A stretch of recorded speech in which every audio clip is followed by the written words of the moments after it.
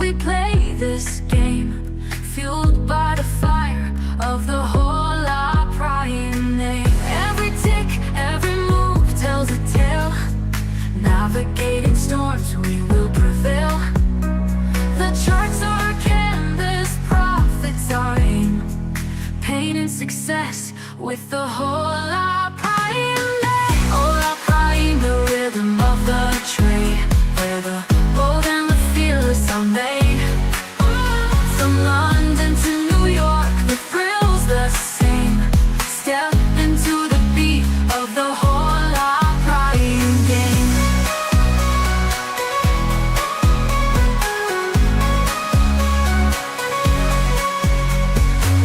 Every tick, every move tells a tale. Navigating storms, we will prevail.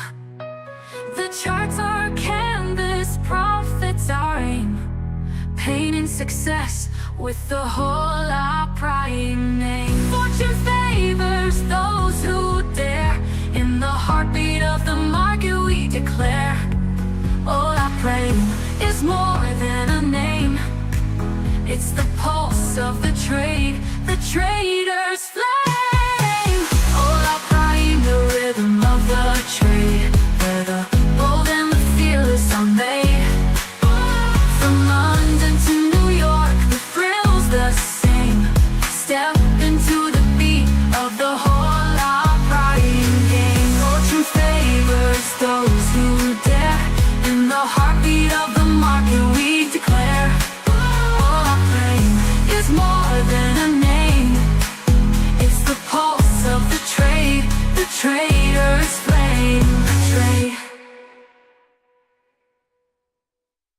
Chasing the charts under neon skies. Hola prying's the name where the profits rise. Fingers on the keys, dreams taking flight. We trade the future, we own the night. Hola prying, the rhythm of the trade, where the bold and the fearless are made. From London to New York, the thrill's the same. Step into the beat of the Hola prying game.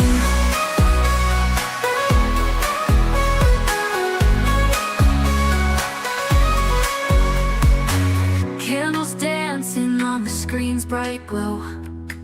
Risk and reward in the ebb and flow.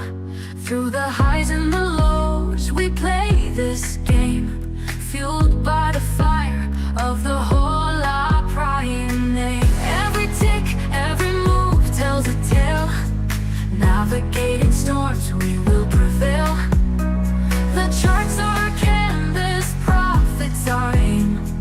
Pain and success with the Hola prying name. Hola prying, the rhythm of the trade, where the bold and the fearless are made. From London to New York, the thrill's the same. Step into the beat of the Hola prying game.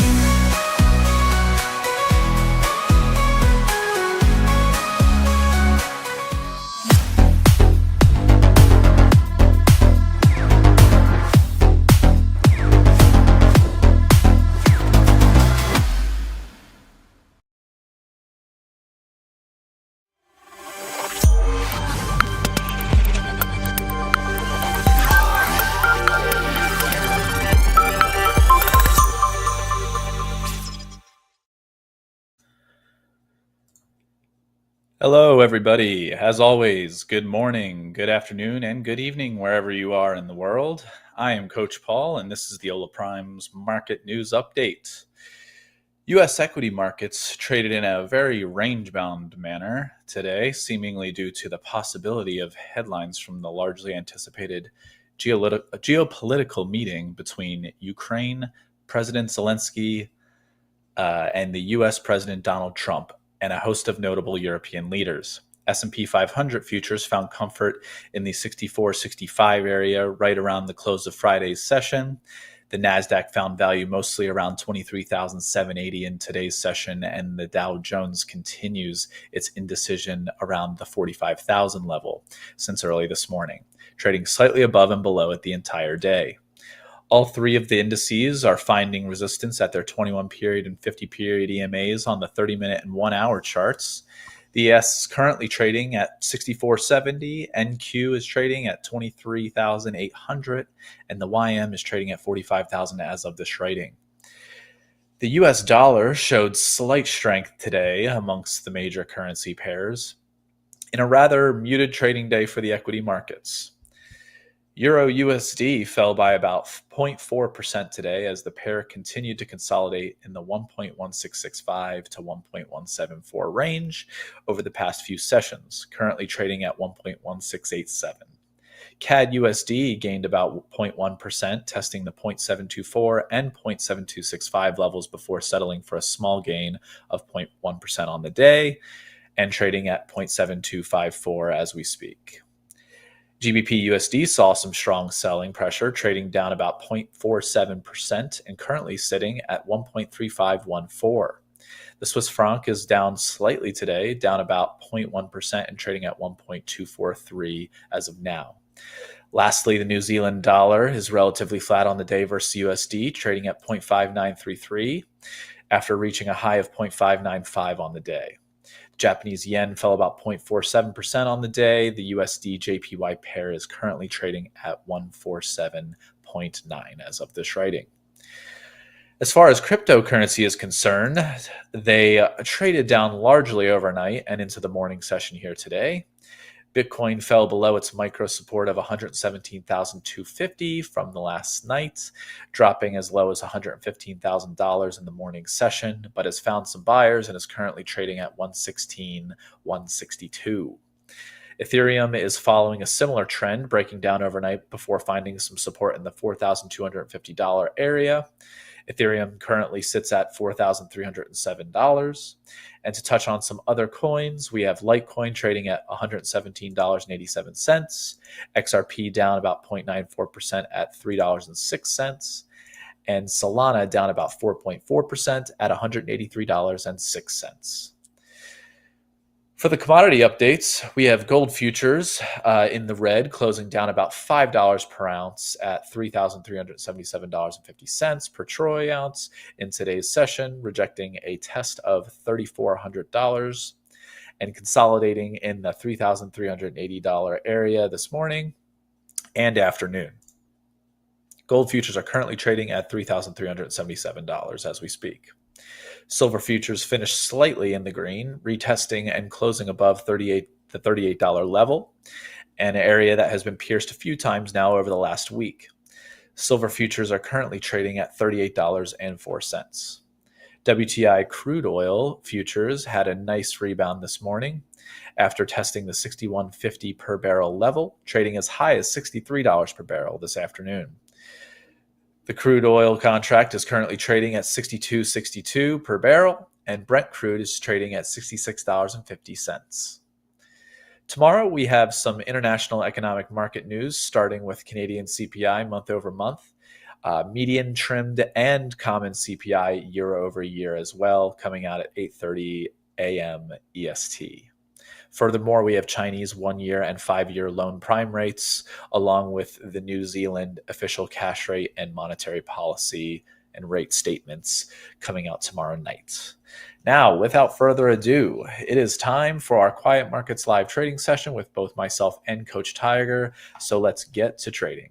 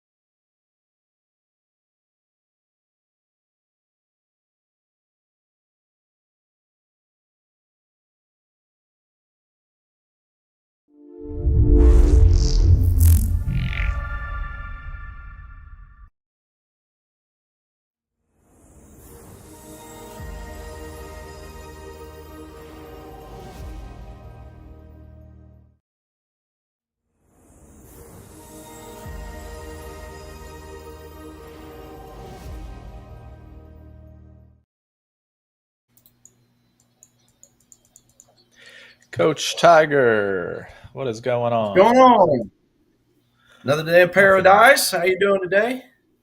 Same here, my friend. It's going good. The trading day could have been better. I had a rough one today in the equity markets, but given what the equity markets provided, not too surprised. A very range bound day today, extremely range bound, and I just didn't trade as good as I could have. So that's all there No. really is to it. Could have done a lot better, but super muted day. Honestly, it was a day where I was looking for trades anywhere to be aside from the indices because of how just non-volatile they were. It was super muted. Yeah. So currencies didn't seem to be doing too much either. At least the USD, the major USD pairs, they did move up and down a little bit, but a few of them were trading in a relatively small range. It felt like. Mhm. Yeah. Yeah. No, you're exactly right. Pretty well sideways for the most part. I didn't even really focus a ton on the Forex market today, more so the metals. That's really where I'm keeping my eye as far as the early part of this week, anyway. Things can always Okay. change drastically in a day or two, right? But Right. yeah, ended up focusing on mainly focused on silver, but I actually did have my gold alert hit before my silver. So I actually jumped into a gold trade here about an hour ago, and it's moved pretty good. Pretty excited about the volume spike. So that'll be something cool to show on the calendar or on the chart here in just a few minutes. But Awesome. yeah, it's kind of slim pickings for the moment as far as my top setups. Um, Yeah. Back in, if you don't mind, pass on over to my chart real quick. As always, Paul, if you find a trade you want to jump into, just interrupt me. But Yeah. Yeah. I was going to take a quick peek at the COT report. Oh, hold on 1 second. As always, that's my thing I like to do on Mondays and Tuesdays, or excuse me, Sundays and Mondays rather, just to kind of get an idea of where the banks are positioned. So yeah, just looking up here at the indices, a little bit of mixed results. So S&P, they were down 3.5%. So that's basically 3.5% more shorts they added. hmm Sold that off pretty well. Russell, pretty well neutral. I just look at that as neutral reading. But then yeah, NASDAQ 1.63% gain, Dow 3.23%. And the Nikkei was the big winner though with a 9.82% gain. So yeah, that's really where the money kind of flowed when you're just looking at last week's indices, big banks and the institutions, and then not a whole lot of movement in the currencies. I mean, really, the only gainer was the dollar, 1.93%. Canada dollar, Japanese yen were about 2.5%, close to 3% as far as the short sell side. That's this net change percent. That's really the only column I care about for the most part. Just seeing the net change percentage. I mean, really anything from about -1 to +1 is more so neutral, and anything above that is something where it's halfway significant. Good idea to factor that in when looking at the fundamentals, like I like to do. And then yeah, everything else I kind of group, like obviously the indices, the currencies, the major eight majors, and then just the miscellaneous things I look at: Bitcoin, gold, silver, U.S. oil, down here at the bottom. So yeah, and I finally figured out, Paul. You know how often I'll copy and try to paste something and it won't show up. It's simply just because I have my tool turned off, my drawings Oh my tool. God. Oh my I'm like, God. why? I just figured that out an hour ago. I felt so silly because I just didn't look at copying and pasting something like a drawing. But anyway, I had a tiger moment. So, but yeah, so yeah, I mean that's basically it. I mean, gold and silver didn't really get any love from the big banks last week. As far as the buying, again, they actually net shorted it. But when you're looking at it in the context of everything else, all the economic reporting, the technicals, the retail sentiment, Right. all those things favored gold and silver. So this is just one item I look at. It's never the end all be all. It's just always nice to see whatever fundamental setup I'm looking at, it's always nice to see the bank on the same page since they're the ones making the money, right? So, but yeah, just going over here to my gold trade I got into a little while ago.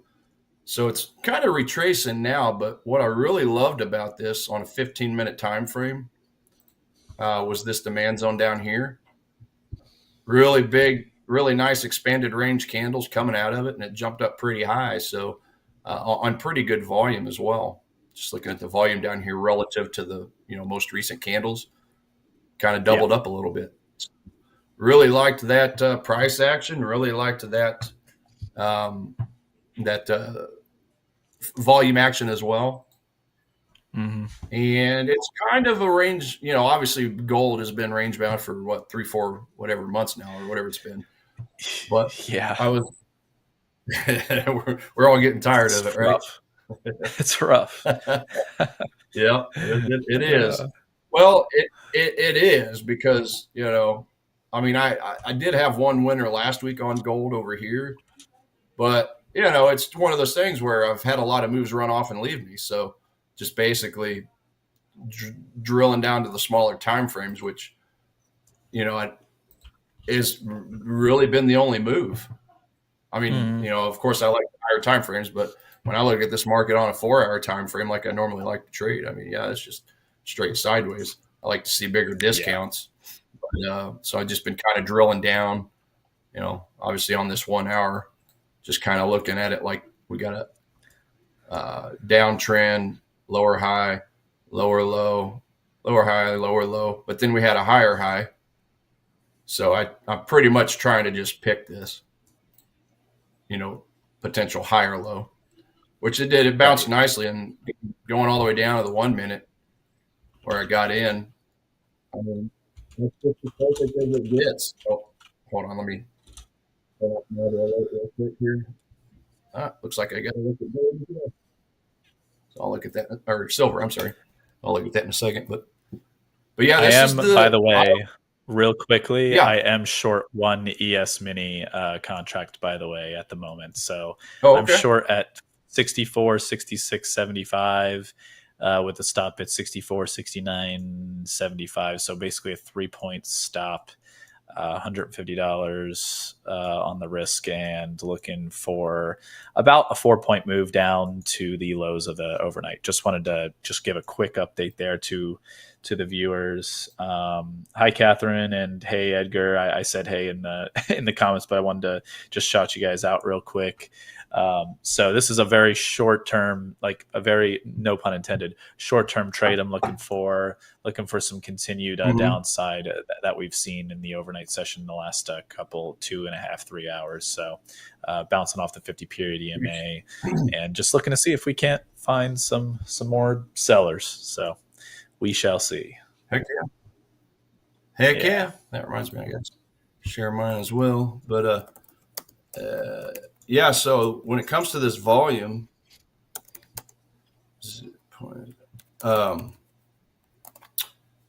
yeah, this is exactly what I love to see. I say this a lot, right? Whenever I have price hit my zone, love to see that reversal pattern, but with, higher than normal volume. So that's exactly what I got. I mean, these two big red candles dropping in, right? And then the green candles right after it coming out. So that's the kind of volume I like to see relative to these candles over here. So anybody in the chat, whenever I say that volume spike, because I say that often, right? Anytime I say I'm looking for that volume spike, that's exactly what I'm looking for right there. Just like that. 2 times, 3 times the size of the, most recent candles. That's really the goal, because that tells me that there's some significant players jumping in. Banks, institutions, the big whale traders out there hiding, lurking in the depths of the ocean, right? Trying to take our money. So somebody out there has some interest. Now, like I said, it's retracing, but I still made a good trade, regardless of how this works out. I mean, it pretty well had moved to a 1-to-1, and I just threw this take profit there. I actually wanted to move that a little higher. I just threw it up there. But yeah, I'm just, feeling pretty good about this. So we'll see if this is just nothing more than a little bit of a correction. after that pretty quick spike up. So yeah, feeling pretty good at it. Feeling pretty good about it Awesome. for the time being. So we'll see how that goes. I put a stop loss a little lower than right under the demand zone. I put it under this little swing low point down here, just to give it that little extra wiggle room. So Yeah.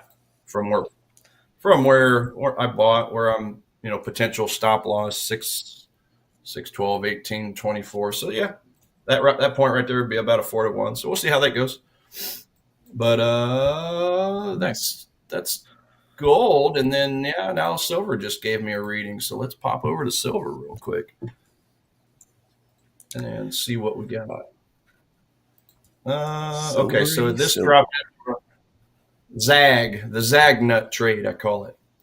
Right, like the zag nut candy bar. Yep. I can't remember if I had that conversation with you or with the morning show, but that I has think always that's the been my morning favorite. show. Okay, yeah, that's always been my favorite candy bar, the zag nut, right there with the Butterfinger. Yeah. So if anybody in the chat has not had a zag nut, if you ever find one, it's in a little red package with yellow font and it says zag nut on it. But it's peanut butter. It's like the Rice Krispies, like peanut butter Rice Krispies, and toasted coconut inside. It is the best. It is the best. It's my favorite. I need So to try there's your that. good recommendation. Yeah, they're hard to find. Now I grew up in Tennessee, Yeah. so they were everywhere. I came out here to Kansas, and it's hard to find them. The only place I found them is like the Bass Pro Shop of all places. But anyway, so hello, Catherine. Hello, Edgar. And Coach Paul. How's it going? How's it going? I don't know. That'd be you. Yeah. Yeah. Yep, Yeah. that's it. That's me. All right. So Zagnut, I literally just about called it the silver Zagnut. So XAGUSD, my ultimate favorite place to buy this market is going to be a lot deeper down into this 1 hour demand. But yeah, looking here just in the smaller zones. I mean, I do have where it's at now. It's bounced into this 1 hour. Within this 1 hour, I do have a 15-minute demand. So same as gold, the exact same thing. I'm just going to wait and see what happens when price enters and just make sure I get that unusual volume coming out. Preferably 3 times the size of the most recent candles, right? So we're already getting a pretty good spike, obviously, from the Asian Open, right, which happened a little bit further back, but getting a little bit of volume bouncing in there. So far, no real reversal candle. I'll continue to keep an eye on that during the session here, and obviously monitor my silver trade. But I can go over the rest of my alerts after if you want to show what you've got going on your ES. Yeah. That sounds good to me. I can kind of go through a couple things that I was thinking here. I actually don't have my screen shared at the moment, so that would help. Let's do that real quick. All right. I've got it shared now, guys. Sorry about that. So I got short. The thought is that on my order flow that I can see, I've got some bigger bidders down at the 64.54 to 64.49 area, and they've been sitting there since essentially 6 p.m. And what I'm thinking is that sellers want to try to push the market down into that zone, which is essentially the that would be below the low of this this regular trading hour session, and I think they'd want to test below there in this area. You can't actually see my cursor. Let me get the circle. Whoops, that's a little big, isn't it? Okay, so somewhere around where the big orders are sitting is right around here. Where this yellow circle is. And my thoughts are we could see a push down to that liquidity where then buyers just step up with those bigger orders and then maybe push it back into the day's regular trading session range. So we kind of see it's not a stock a stop picking situation, but it's like all right, we test out the liquidity here and then we bounce back into range. So that's kind of the thought. And with that thought, I'm not targeting all the way down there at the moment. What I should do is have the target below here, closer to the low of the regular trading hour session range. But what my thought is, we could just see resistance simply at the overnight high that we've put in, like in the last hour or so, or we could just completely reverse right now. But point being is, I've got like a 3-point stop roughly above that 50 period EMA on this 5-minute chart here. Would like to see a retest of the current overnight low, and we can hopefully break through that into the low of day. And then after that, we can see whether it tests there or breaks into that liquidity area that I'm talking about, which would be the ultimate profit target situation. But looks like the NASDAQ, there's some buyers, a little bit of buyers stepping up in the NASDAQ and the ES right now. So it's not looking the greatest, but we'll let it continue to play and see what it wants to do here. The trend is down, so there were some pretty heavy sellers, I will say, in this this area here. Let me pull that right here at the lows of the overnight. There were some relatively larger net sellers here, so that could be a potential for like a reversal to occur instead of the continuation.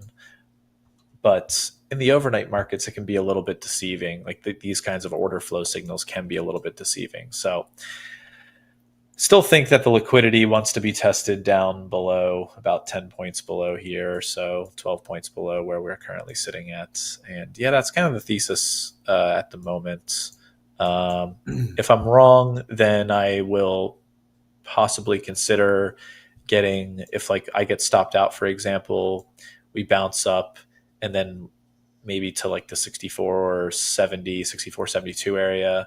If we then retrace a little bit, I might then look to get long to continue towards the overnight high area, somewhere around 64.76 to 64.78 or so. But that's a little bit further down the line if this trade does not work out. Just putting the scenarios in my head, So let's just have the first scenario play out. Let's have that scenario play out. The original trading thesis, we're hunting for liquidity in the overnights, and that sounds good, right? It sounds pretty good to me. Yeah. Bitcoin slid under 117,000 before bouncing. What's next? Good question, Ola Prime TV. Good question. I for some reason, I just feel like crypto is generally weak at the moment. I feel like we're going to see more pain, honestly. My vote would be more pain below 115,000. Ooh, okay. I see the current votes at the moment. All right. I like it. A range of thoughts. Oh, yeah, that's exactly sideways crab walk. It's been crab walking for 3 months or however many months. July, August. 2 months. That's funny. Good or a month and a half. What am I saying? Walk. I'm thinking of gold. Gold's been moving. Crab walking for 3 months. Yeah. But no, Bitcoin's a little different story. Yeah. Well, I know my answer. What's the BTC loves drama. No clue. That's funny. No, I mean, yeah, my answer on that is the move below 115,000 as well. Yeah, because I mean, it's just basically one big, now a month and a half long chop zone when you look at it on the super high time frame. So, yeah, I mean, I don't really see a good discount unless we get all the way down to 111,600. That's that same, basically 12-hour demand zone with a 2-hour inside for confluence. So that's a spot I've been eyeballing now for at least a month of that month and a half. And I just keep renewing my alert every single Sunday for another week. Just just keep like renewing gold. that alert. Yeah, same thing with gold. Now, gold, obviously, I'm playing around on some smaller time frames, but my ultimate favorite spots are just on gold and on Bitcoin are way under all this chop fest. Yeah, because like Yeah. gold, just as an example, I mean, I still have an alert at the $3,300 mark, and then all the way down is if it drops even lower, right at the 3,000 mark, which is basically where everybody's watching the 3,000 mark, just like everybody's watching the 100K mark on Bitcoin, right? Mhm. There's going to be a lot of buying interest there, probably a lot of manipulating uh, on the buy side and the sell side liquidity as far as stop hunting and manipulation. So Yeah. that's that's Yeah. that's where my patience lies. Like, I mean, obviously, I found a couple good spots on gold lately. I found a couple good spots on silver. I did have a small loss Friday. I still made a good trade. It just didn't work out, but it's kind of ironic because I had a kind of a demand zone on top of a demand zone. I took the top zone. That's the one that failed. The one below it hit and has bounced nicely, but I was just a little annoyed with gold, so I just decided or not with gold, with Mhm. silver. I was mad at it, so I said, "Well, I'm gonna just let it do it." Sure enough, the zone I ignored bounces nicely. It's the way the cookie Yeah. crumbles. Yeah, man. It's been an interesting like between Friday and today, I've had a little bit of a rougher trading uh my like my general trading up between Friday and today has been a little bit rough, doing not as great Yeah, as I'd like, but that's kind of just it's the ebbs and flows of the trading game. Sometimes we're going to be on it more than we're off, and sometimes we're going to be off a little bit more than we're on. So uh, mm-hmm. he is just trying to be as consistent as possible, and you know we're all, like you say all the time, we're all human, man. We're all human, and I'm just trying to roll with the punches. And I'm trying to make some trades tonight. Hopefully we can end tonight on a green note. Would love to see a nice green number at the top of the screen in the challenge account. Yeah. But if not, I'm right there. maybe it is No, what it I'm right there with is. you. I didn't have. I mean, I had a good early part of the week last week. Of some small wins, but then obviously when it came to that loss on Friday, that was one that I actually added on both accounts. I felt pretty decent enough to add it to my other challenge account, my main broker, I should say. Um, so Yeah. yeah, that's where I was a little annoyed. I'm like, how dare you take money out of that account? But whenever I have a bad trade or a bad week, because I mean, it's easy to have a bad day. It's fairly easy to have a bad week, right? But Yeah. typically the months to close out just fine. So you just have to have a bad day. Yeah. You just have to have a bad week here and there. I mean, that's the most relenting stat in trading. Average is average. So you Right. just got to average. You just got to get those winners, got to get those losers. But what I'm saying is, whenever I do have a bad day or a bad week, I'll oftentimes on the Saturday right after or Sunday before the market opens, um, I'll just go and just study what I already know. Like the Mhm. how do I build a supply and demand zone? Which ones are high probability? Which ones are lower? So like I spent an hour and a half on Sunday doing that, just kind of going through and reviewing because it never fails. I mean, there's always one little thing that you can very simply leave out. Like a good example for me was just the basing structure. Like I realized that of late I got a little sloppy, a little lazy with some of my zones. So it's just kind of good to go review that training material, and just remember. You remember you got to stay away from these spikes, these whips, these wicks, and these candle tops. Just make sure everything's nice and tidy and orderly. So that was just one little thing that I kind of, you get lazy. You get lazy. You get Yeah. kind of relaxed. Like, oh, I've had a handful of winners in a row. I'm good. And then you just start looking at a spot. Maybe you don't really picture it perfectly. So yeah, that was kind of my review on Sunday, and yeah, already it's paying dividends. So it's good to do that. Awesome. I mean, even when you're on a winning streak, it's good to do that sometimes for everybody in the chat. I mean, you can. It doesn't have to be after necessarily a not so positive week or a day, especially when you get in those hot streaks. That's what I will say. That's probably going to be the best time to do that. Just stop and go Mm-hmm. review, because again, you get a handful of winners in a row, and quite often you start. It's we're all human. We were like, oh well, this will work out. I'll make this work. I'll make that work, right? So just good to review your notes, review your style, review your rules, most importantly, because they can adjust from time to time. Markets adjust, and we have to adapt. So so Yeah. yeah, just good. It's just to review your process from time to time. Yeah, definitely. And it's kind of funny, as much as I say things like a little bit off tangent here. I talk about all the time. I'm not a huge, pattern guy, but man, the amount of times I see micro head and shoulders form is hilarious. Like, look at Yeah. that. Like on the 1 minute chart, you see like this like little like head and shoulders esque situation going on, and it's like that for the NQ and the YM as well. Like all three of them are showing that like micro head and shoulders of sorts.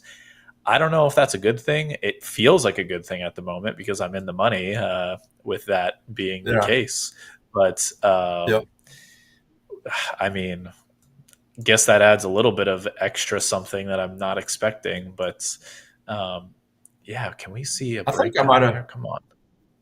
I think I might have heard you talking about that on Friday's stream, on your midday stream. Yeah, You were talking yeah. about, It right? Yeah. Yeah, I see it more often for some. I'm seeing it more often like pop up in like what I call like a micro structure in terms of like 1 minute, 5 minute charts or 15-minute charts where I see these like head and shoulders forming instead of like on, the 4 hour or Mhm. the daily or whatever. And like obviously, well, not necessarily obviously, but in a way, the larger the time frame is, probably the more chance that whatever that pattern is has the, as you would say, the gusto to actually come to fruition. I'm not sure whether the probabilities are the same for the 1 minute or the 5 minute chart or the 15-minute chart when you see a head and shoulders pattern. I haven't done enough of the back Mhm. testing, but I would assume that the larger time frames, more time for people to like, more auction activity is occurring. There's just generally speaking more participants in the markets on the longer time frames. I would think that there would be better probabilities there. So I don't give myself any sort of edge by seeing this smaller micro head and shoulders to any degree. That's not the reason I'm taking the trade, but it's just funny that I see them and I'm like, okay, well, I mean, I guess Mhm. I'll take it. I guess. I don't know. I hope it's a good sign for me, but, Yeah. but yeah, Well, Coach Michael on our Forex on our morning stream, he lives and dies by it. I mean, the W pattern, like the double bottom, the yeah, what he calls a half a bat, to where the right leg is a little bit higher than the previous. And then if the right leg does go lower, then yeah, that's where he looks for the shoulder pattern to develop. And yeah, I'm kind of like you. I never really paid that much attention to those types of patterns either. But watching Michael day in and day out on the Forex Fire stream, they seem to work pretty well for him, along with yeah, his what he calls the trading dynamic index that he uses to filter out the. He basically uses a TDI to mimic the price action, along with some other moving averages. And yeah, that's a big part of what he looks for, is that M, that W, depending on if it's uptrend or downtrend, and then those head and mm, shoulders patterns, and they work pretty well. And I've actually been paying a little more attention to it as well. Basically, he stays away from the V trades, the trades that just come straight down and then bounce, and then you take it there. He waits for that second bounce, or that second, retracement, to see, is it going to be that, is it going to be level? Is that second retracement going to be a little higher than the previous? No. Okay. Is it going to be a okay, little lower? Okay. If that's the case, that's where you wait for that shoulder, and then you go from there. So it's the way he trades is a little more patient, but yeah, that's a lot of why he does that. From what I've gathered, is it just kind of keeps, it's just yet another filter. I mean, obviously you'll right, get that V shape at times, and that trade may run off and leave you, right? You miss out, but um, that's where he's really good on his patience, because he just waits for that retracement, just to get that extra confidence to prove itself. So Yes. yeah, Yes. it's it's a pretty good deal. If I miss out on a trade now, like right now, I've actually missed out on that silver trade that I was just looking at because it's already run off. It's already hit that zone and run off me. But this is a perfect example because right now it's dropping down to potentially make that double bottom, that or that half a bat, or maybe the head portion of a head and shoulders pattern. So it's it's it's also great because it helps you to avoid chasing a trade. Like I'd be happy to show you on the screen real quick what I'm looking Yeah, at. yeah. Let's do it. I'll let everybody know if I Just get stopped out here. I'm a tick into profit essentially for my stop loss. I moved it because we saw some larger buying volume come in on the ES. So if it doesn't oh, reverse back downwards, I'm gonna be okay with oh, getting out okay. stopped out. Well, I'll pass it right back to Yeah. you. I just literally just wanted to Oh show yeah, this you're one good. thing real quick. You're good. But yeah, so obviously I was just talking and had that silver alert hit just a minute ago. It jumped in. So on this one, by the way, just a refresh. So we started with the 1 hour demand, and then we bumped down to the 12 minute or the 12 minute, the 15 minute, and we had that 15 minute demand inside of the date. I'm sorry, inside of the hourly. So hourly 15 dropped in nicely, just going down to the 1 minute time frame. You can see where it did bounce into the 15, and it obviously had a pretty good. Now the difference between this spike upward and the gold that I'm in is that the volume was a lot better on the this here gold. That was a lot better Mm-hmm. volume. So you got, just picture these candles and then go back to silver, and you can see that they're starting to go downward, right? Slightly downward. So that's just a little bit of the difference here, but this is a great example of what Michael does and what I've actually been paying to a little bit. So obviously we had the V, and now we're potentially getting that pullback, and then from here, if price continues to go up and go higher than this area here, so the middle part of the W, right? Then that would Yep. be a good confirmation entry right there. Now it's obviously less risk. I mean, less reward to risk, right? Because you're buying a little higher up. But he also goes for 1-to-1s, 1.5-to-1s, that type of thing. So that's just the way he does it. But he's very accurate with it. Yeah. Pretty good winning percentage. So this just all has to do with a person's risk tolerance. I mean, obviously the aggressive entry would be the V, the V entry. Let price drop in, and then buy it on the way out or whatever. I always obviously go for the volume spike. If I see that volume spike, I will buy the V. I will buy it on the way out because I feel pretty good about the volume. But if you don't get the volume, like this example here, all right, well, I'll give it another chance. We'll see if it comes down and forms that double bottom, or even that head and shoulders, down this way. Let me just draw that out. Potentially we could get the head and then just get the shoulder over here, and then obviously you'd buy on the break of your neckline, right? So, well, however your neckline would look, just depends on how high that point right there goes. But yeah, that's the basic idea. It's just kind of a way Yep. of confirming, hey, we've actually rolled around and we're going to the upside. So in other words, where the banks or the whales or whoever are buying a little bit here to accumulate, they're buying here to accumulate, buying here to accumulate. At some point, it'll trend back the other way, right? So, yeah, I just thought that was something interesting to share. Yeah. No, that's Because great. I'm just as bad as I've been just as bad as a lot of people, a lot of retail traders. I mean, I'd be trying to buy up here because I missed the perfect entry down here, right? So this way it gives us another opportunity. Let's see where that retracement comes and see if we can get. He calls it a half a bat, by the way, because he calls this the ear and he calls this the missing ear. I love that. Man, That's so funny. like that. Yeah. So just imagine Batman, right? You got both ears, but only this ear over here is really non-existent. It just kind of comes down to here before we're going up. So that's what he calls the half a bat. It's pretty comical. That's great. But I freaking love it's it. a one of a kind. But it's pretty powerful. I mean, it's a pretty powerful deal. Yeah. I what's funny is I've mentioned it on stream before, and like I know I've mentioned it with you before, and I've mentioned it so many times in the regular trading sessions, and it's something that actually, you know what? Before I say that, uh, hey, Rise and Grind, it's good to see you here. I had a bad day today as well. My stop loss wasn't respected. Stopped out 5 times my original stop loss. Hopefully, all the prime support gets it fixed. I already made that. Okay, good. You made the report. That's good. That's interesting, man. What were you trading? What was the product you were trading? That's interesting. They'll definitely get on it for sure. The fact that you reported it already, that's good. Yeah, they're really good about Ola Prime Sports, top notch. So they'll definitely get back to you quickly.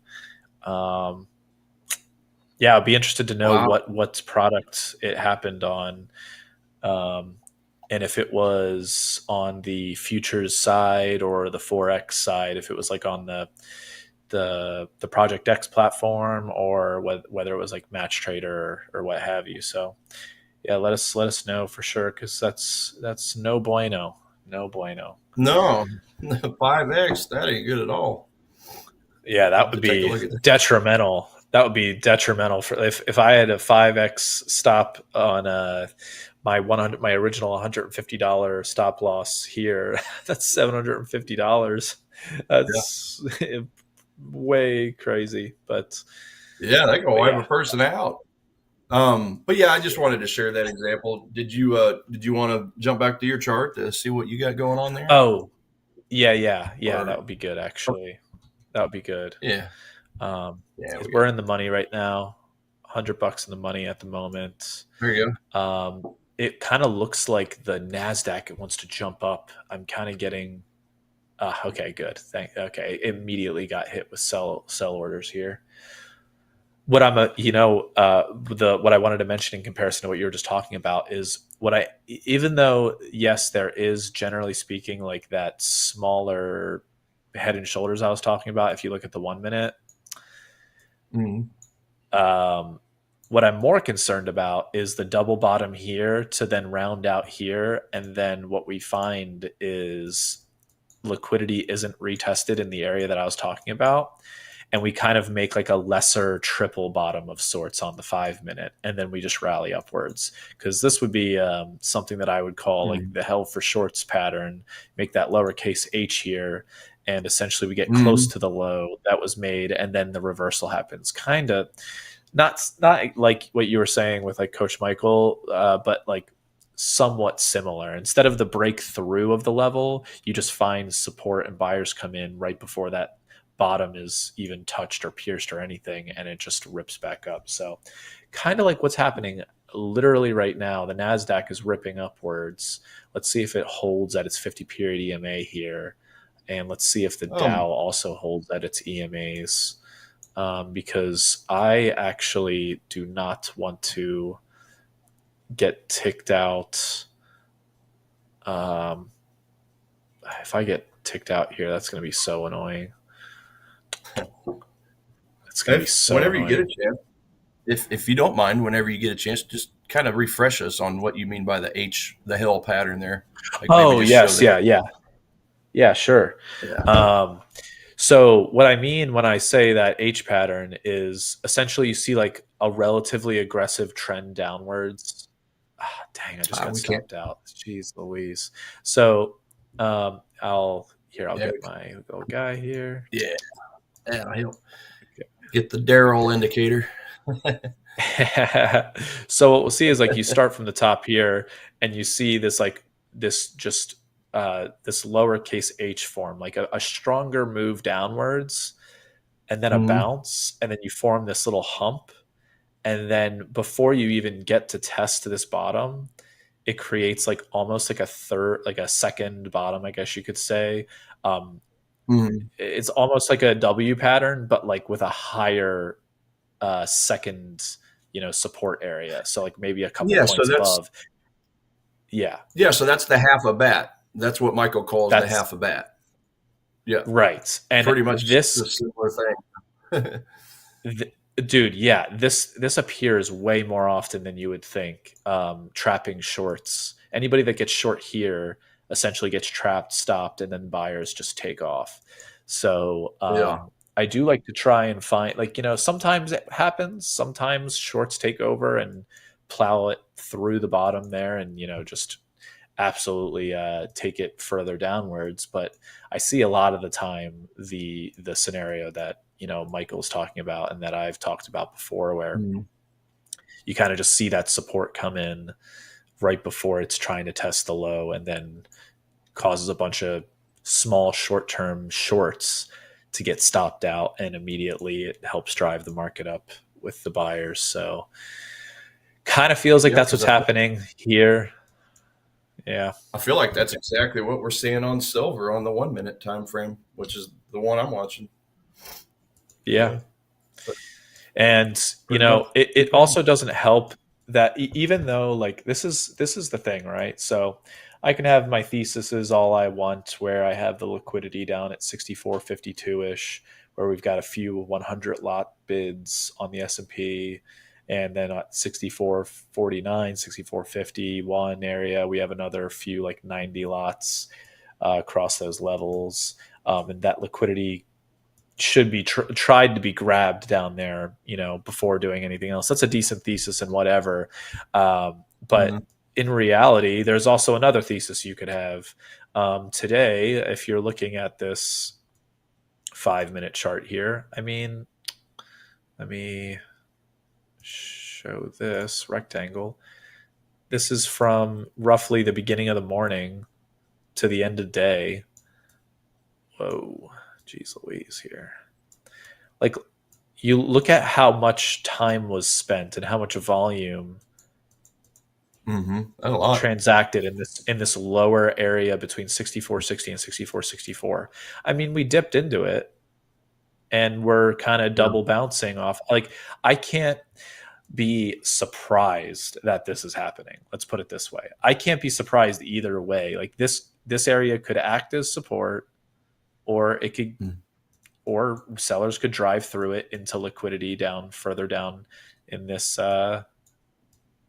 area down here, where the yellow circle is, where there's a bunch of bids. So I'm just trying to make a trade in the overnight session, try to understand the personalities of these indices, see whether, make my best, probabilistic assumption, and go with it. We're in a downtrend with the EMAs and everything, so I'd like to get short going into this area to hopefully be able to break through it. But if it bounces off of it, I can't be mad either. Like, I know that this area was tough to even try to break through in the regular trading hour Mm. session. So why should it be any different in the overnight session? But, Yeah. if I got ticked out here for it to just come back down in my favor, I will be very ticked off. Good little dad joke there.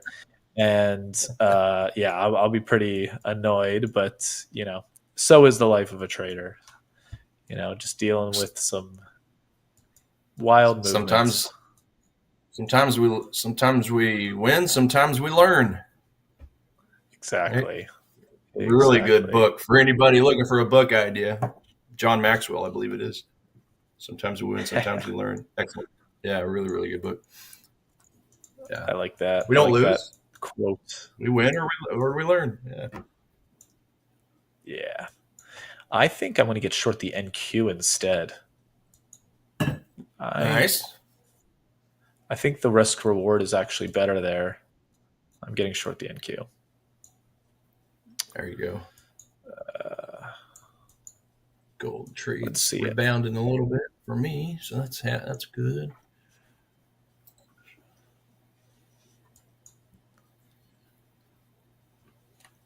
And Q. What NQ out of the mini. out of the ES, the NQ, what do you think you trade the most? Like, what percentage of your trades Yes. goes to one? Yes. Okay. Yes, definitely. Yeah. ES, I'd say, is like, 50% of my trades, and then 25% Dow, 25% NASDAQ, if you were to split it between the indices specifically. So, I gotcha. yeah. Very nice. Yeah. Come on. Just make the move. I would love to just see the move swiftly come down. Swift. Oh wow, and then it just swiftly comes back up. That's funny. But we do have, after that, like that nice bullish bar there on the 5 minute, we did have some rejection there on the 21 period EMA. So that's good. The downtrend was like kept intact, relatively speaking. The bar closed, and then we opened up below it, and we're about to actually close another 5 minute bar here below it, and a bearish bar at that. So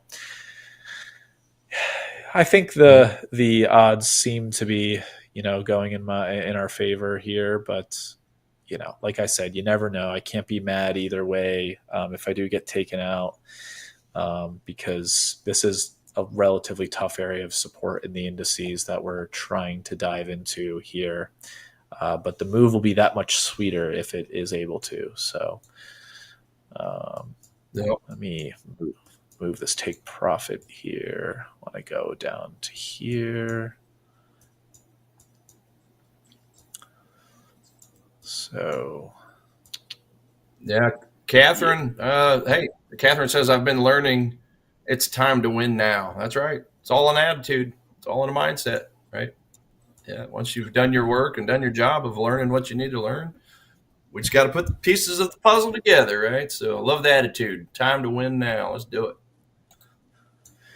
It is, it is like, and that, it's funny how like that just applies to, you think of like a quote like that, and that applies to just so much of your life in general, like health, or whether it is your career, or maybe it's just like a hobby or something. Like, it's just reminding yourself, like, hey, maybe if you are like, I'm tired or whatever, and then you think of that, and you're like, you know what, no, it is time now to do this. Like, it's just nice to have those reminders in your back pocket, to keep you going and keep you on the right path. So, that's right. Getting away from the procrastination. I was talking this morning about my favorite book I ever read was The Magic of Thinking Big by Dr. Schwartz. And in that book, chapter 2, it talks about excuse-itis, the failure disease. So, and that's a lot of what it talks about, is getting away from procrastinating. Let's win now. Let's do it. Let's get on it. Don't use the excuse, I'm too busy, I'm too old, I'm too young, I'm too short, I'm too fat, I'm poor, or I have to pick up the kids from school. I mean, obviously some things like that are understandable, but the point is, going through life without making an excuse for everything. I mean, it really does. It kills a lot of ambitions. Just, it's kind of like a self-reflection. It's not something you can just directly tell somebody, because that'd be, seen as negative. Oh, they're attacking me. But it's a really good chapter. I would encourage everybody to read. If you ever get your hands on a copy of it, you can obviously find it, here in the US, you can go to halfpricebooks.com or obviously Amazon, whatever. But yeah, The Magic of Thinking Big, Dr. Schwartz, chapter 2, excuse-itis, the failure disease. It changed my life. That got me away from a lot of that stuff growing up. Thankfully, I read it in my, I guess it would have been mid-20s, late 20s, mid or late 20s. But yeah, it did. It got me away from all the things that we say we can't do, right? So it's just about get on it, get rid of the procrastination. Let's do it. Do it now. Yeah.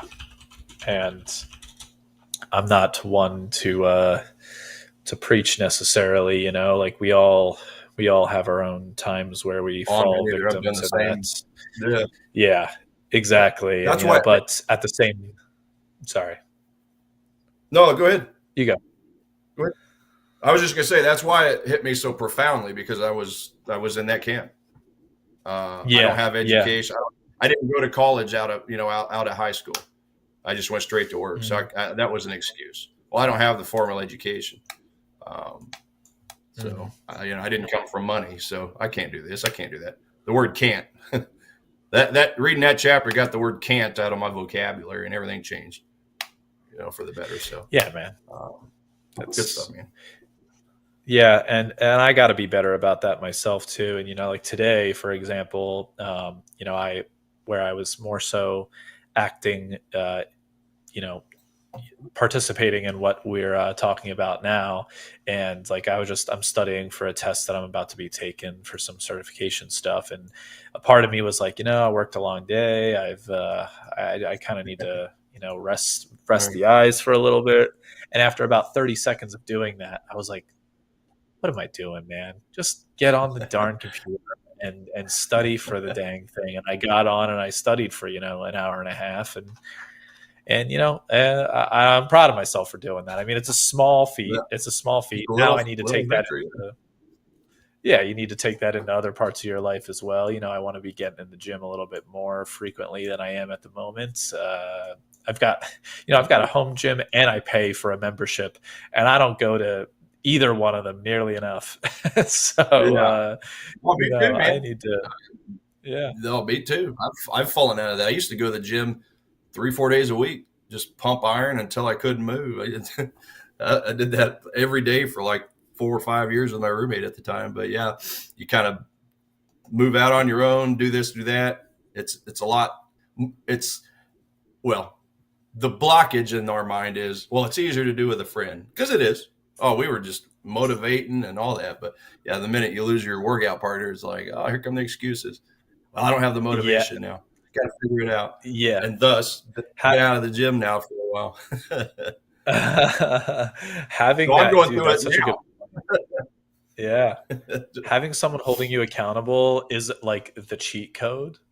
Holding yourself accountable is like the true test. I think it's like the genuine No. true test. Like definitely having someone else that holds you accountable along with yourself is like that extra bit of like the probability of you doing what you're going to do is higher.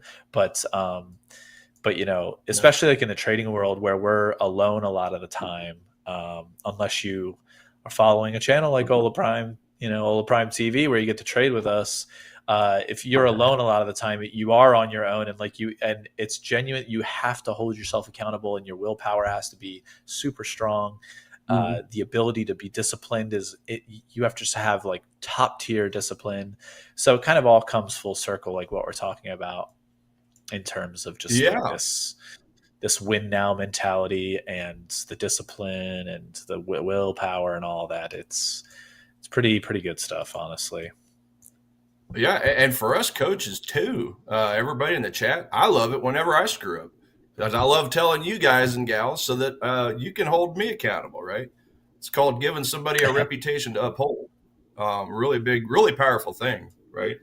When you build somebody up to Yeah. do this or do that, and it just helps them with their own confidence. So, hey, we fall short too, but no, it's liberating as well. Mess up a trade, you have a loss, get to share the chart, and then I get to see, oh, well, this is why I lost, because I didn't do this or I didn't do that. Or yeah, my example last week, I diddled in the middle, Coach Paul, diddled in the middle on that silver trade, right?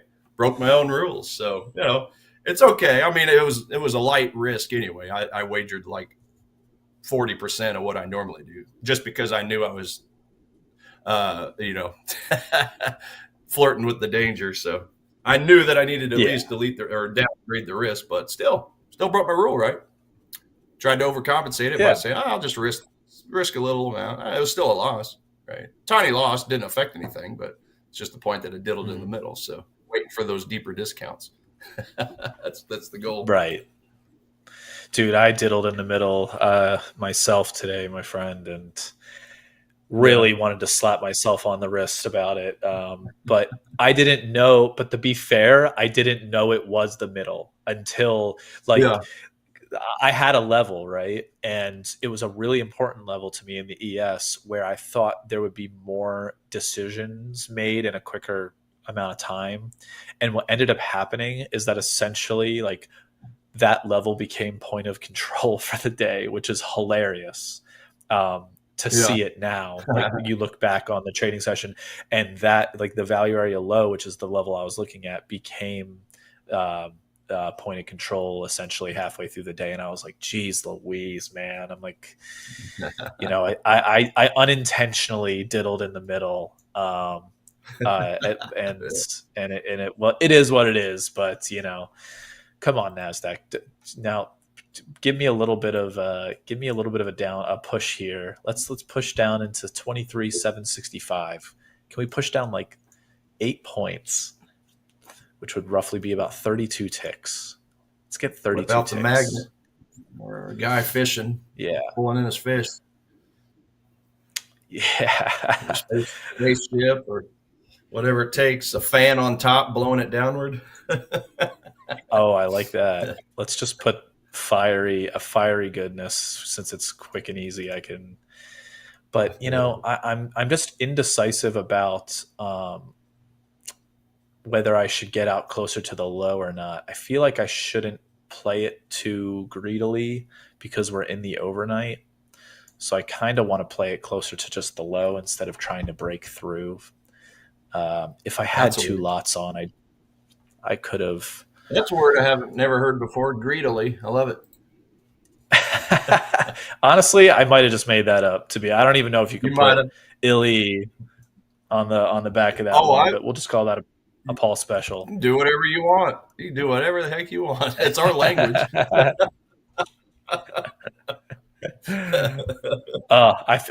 I feel better. It is technically something that you are allowed to say according to the Oxford Dictionary. So, man, do I feel good about myself now. Shoot. Did you look it up? Yeah. Yeah. What's time deep to learn?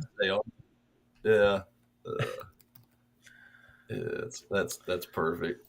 No, I've used similar words like that where I've put an ILY behind it. So, oh man. So now the question is, do I keep my stop loss where it is, where we're above, the 21 period EMA is where you're seeing the resistance. So I feel like I need to keep my stop loss above the 21 period EMA. I shouldn't be moving it to break even to get, a premature stop out. I think I just talked myself into just not moving my stop loss is the point. I think that's the responsible thing to do with this trade. Yeah. So all we got to do is talk it out. No, yeah, me personally, that's pretty well where I'd be having mine as well. That's right there, a tick or two above. Yeah. That's swing high for what it's worth. Yeah.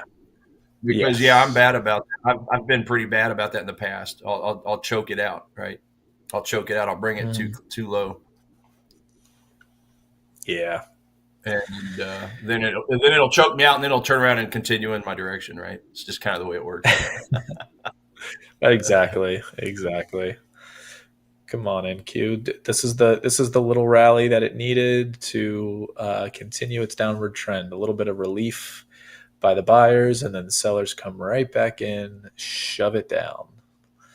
Let's make some money back. Shove it down. From the regular trading hours today. I've got about $500 to make back. So let's do it. Why not now? Why not? Zag. Okay, good. I never got the trigger candle on the Zag nut trade, so I avoided that. It blew through the demand zones, so that is a no-go from here on out. So I'm glad I stayed safe there. Zag USD. Let's see. I think I have another zone below it, though. Let me look. Oh, yeah, I do have that one. Ooh, maybe I'll go for the one on top of the zone. Rise and Grind did mention it was GBP USD on Match Trader, by the way, earlier. With the 5x stop loss? Yeah. So that's good to know. And I will say, everybody watching, if I appreciate Catherine mentioned it too, the shout out earlier. If you could, it would really help us out. Give us a like and a subscribe. We're a new channel here, and we're growing. Hola Primes existed for a while now, but we're new with the TV portion of it here on YouTube, and we're also streaming on X as well. So, but if you could give us a like on the stream and a subscribe, I mean, I'm forever grateful to you and very much appreciative. I think we all are here at Hola Prime. So yeah. On X now? I believe so. Yeah, I think as of today we are. Oh, well, look at that. Hola Prime TV. All right, there's a follow. Sweet. Oh, that's great. That's new audiences for us, isn't it? Yep. Definitely.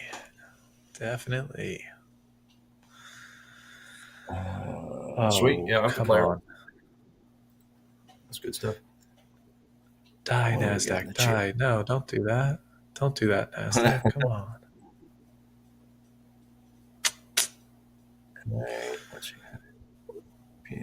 Okay, perfect. Oh, I got you. I got you an update on the word greedily if you want to hear while you're watching your chart there. I do want to hear it. Actually, I'll just paste it over here. We'll look at it on my chart when we get. Yeah, I just copied and pasted it. So when we move back to my chart, we'll take a look at it. Got it. That's great. Yeah.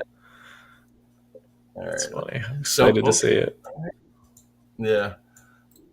In the meantime, I'm going to look at this potential silver setup because it chewed through one demand zone, and now it's down to a zone on top of a zone. Oh, we're on your chart now. I just noticed that. So yeah. So I just let me see here. Well, first of all, here's greedily. The word greedily can be good or bad depending on the context. Usually describes someone acting in a selfish, excessive, or uncontrolled way. He ate the cake greedily, not leaving any for others. Implies how selfish you are. The corporation greedily pursued profits at the expense of workers. Suggests unethical behavior. Being selfish is unethical behavior, Paul. You're horrible. Sometimes it can simply mean doing something with great enthusiasm without necessarily being selfish. She greedily devoured every book in the library. Okay, that's not so bad. So here's your conclusion. If you mean selfish or excessive, it's a negative word. If you mean so, it's a real word. Yeah, awesome. I love it. I mean, yeah. So there, you didn't make it up, but I thought you did. And I'm really big on my English and grammar and punctuation. So I had never heard it put in that context. So there you go. Learn something new every day. Hey, man. Something I feel like I did make up myself, and it just so happened to pan out as a real thing. I'll take the W, but that didn't. It shouldn't have been. Let's put it that way. We'll just pretend I didn't find that online. Yeah. Damn it, Deep Seek. That was Deep Seek for you, by the way. You know what? It's funny. I think I use the word bigly too sometimes, and bigly? Okay. every time I say bigly, the coaches will be like, laugh at that, and I was like, that is a word, right? And it is a word.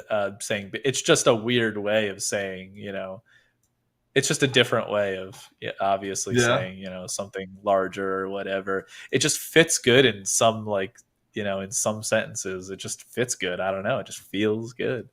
So I use some awkward, weird words at times. Maybe you gotta use some other vernacular. But no, that's another one I hadn't heard. But I mean, I'm sure anybody would know what you mean. Oh, wow. Well, guess what? Even bigly, according to DeepSeek, is a real word. The word bigly is a real but rarely used adverb meaning in a big way. There you go. All right. You pull it out. It sounds odd to most modern English speakers because it's archaic and has mostly fallen out of use. So apparently it used to be in historical. It appears in older texts from the 14th to the 19th centuries, but is now considered outdated. So, man, you were born in the wrong century. You should have been born back Yeah. when Columbus was sailing the seas. That's apparently when it was used. Yeah, forget the wrong decade. I was born in the wrong century. That's hilarious. That is Or that is century, too whatever. funny. Yeah, whatever that word is. Oh no, you said it right. No, I'm saying like it's funny because like I'll say to Oh, okay. myself, you said century, which is perfect. I Oh, was okay. like sometimes I'll say to myself like I was meant to be born in the 80s, or I was meant to be born in the late 70s, and then in my head I'm like, yeah, forget saying I was born in the wrong decade. I was actually born Yeah. in the wrong freaking century. Yeah. Uh, Kind of like me as a Forex trader living in the wrong continent when I should be in the yeah, right. European area. And it makes sense too. I always thought, well, why is that? Why? What's the deal? But the part of Mhm. part of the reason is well, if you're in Europe, you want to invest in the U.S. stock market, you got to exchange your euros for U.S. dollars, and obviously, in the U.S. dollars, that's where you buy your U.S. stocks. Then you exchange it back whenever you want your profits. So, it's been a little bit of it's been expensive of the last several months because obviously the euro dollar, just Mhm. as an example, has been going down. So if you're doing that up here, right? Let's say back. Oh, I'm sorry, I'm on the wrong time frame. I'm sorry, I even said it wrong too. So what I meant to say is, if you're exchanging your euros here, for dollars, and you're exchanging it back, you're actually losing money on the currency itself.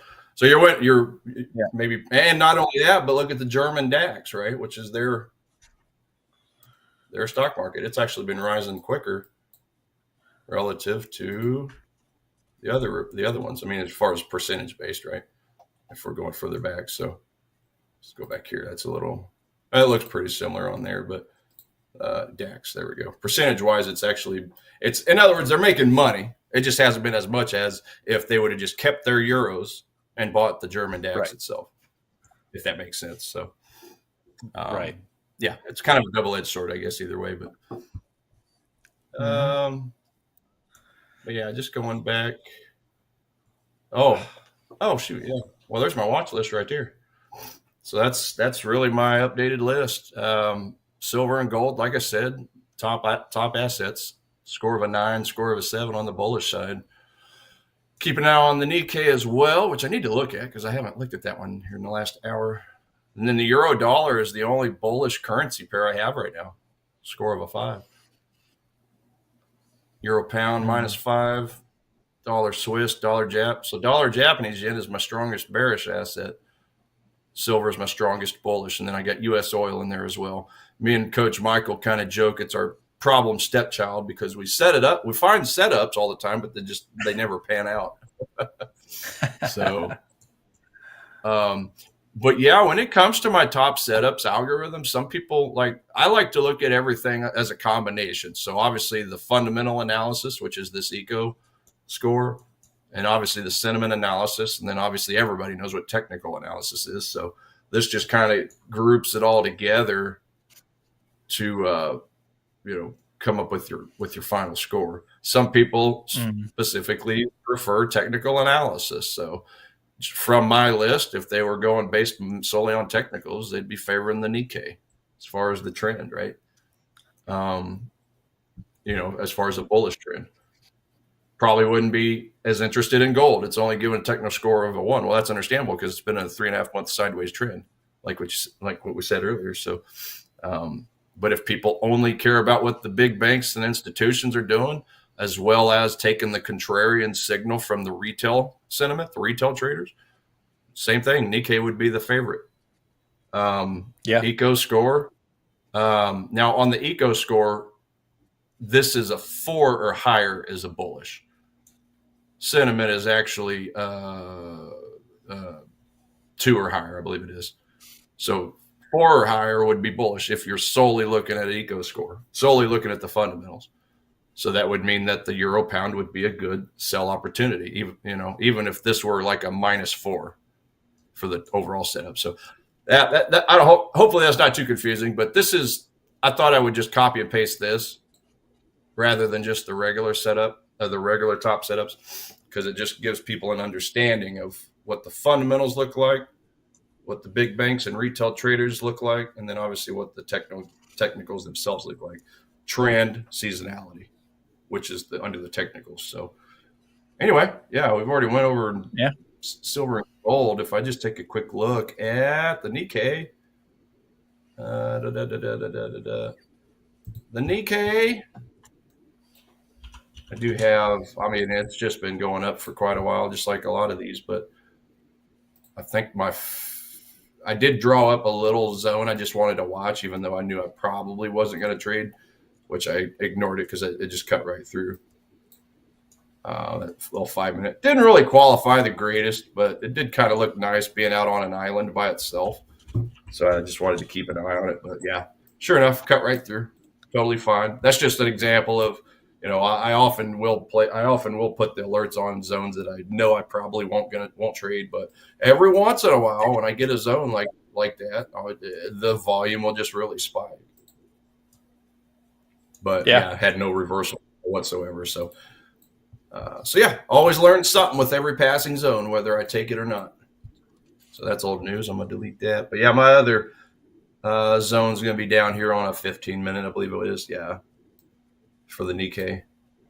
So essentially what I did on this one was just took and added both of these red candles together, because we got this wick here, got a lot of little wicky action in there. Not the tightest, not the prettiest zone, but it's a zone nevertheless, because that's a 15-minute. If we look at that on a 30,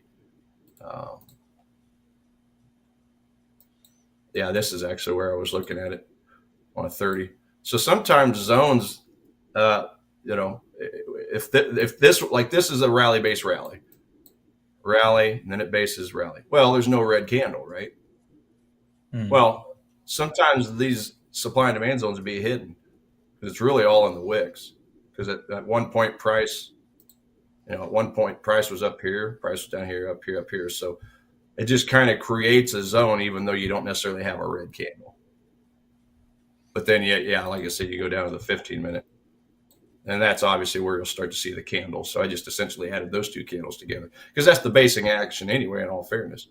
This would be the leg in candle.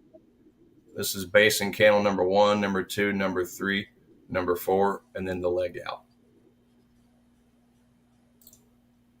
And I just didn't include the wicks. So I just basically want to see a touch of the bodies. Just making that zone. So yeah, I just thought I'd point that out, but well, let's see. Yeah. Looks like, yeah, and see, I did, by the way, just to let you know, I did short another NQ contract. It came back up to my level, and I decided to get in short another NQ contract. I'm currently in the money, but price action is very spotty, so I am looking for a little bit of a further. I got into a second one for the sake of being able to leg out of my position and capture some profit to try and make the other lot free, and it made sense based off of a rejection of the 21 period EMA on the 5-minute chart here. So it looks like it's going in my favor. Well, I think, yep, I just made $100 there on the one lot. So I'll be at the worst break even. All right, yeah. We're dropping now. We're dropping. Chipping away at the red. Yeah, let's go. What you said? Yeah. Heck yeah. I'm doing it. Let's go, brother. Come on. Progress. Give me some more money. Joe, go. Drop. Should I be? I shouldn't be greedy. All right, cool. I'm up 250 on the night. So I'll greedy take it. Or greedily. Not too greedily. Don't act too greedily, my friends. I am up 249.10. So let's put that money in the bank. There you go. What did you see earlier? About 500 down this morning, or after this morning?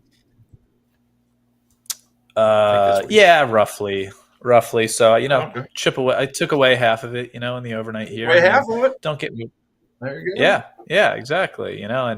And based on the way that price action's been, like, could we drop further? Actually, could we just share my screen really quickly? Sorry. Yeah, go right ahead.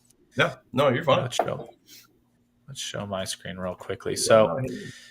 kind of just to go quickly over the trade for everybody.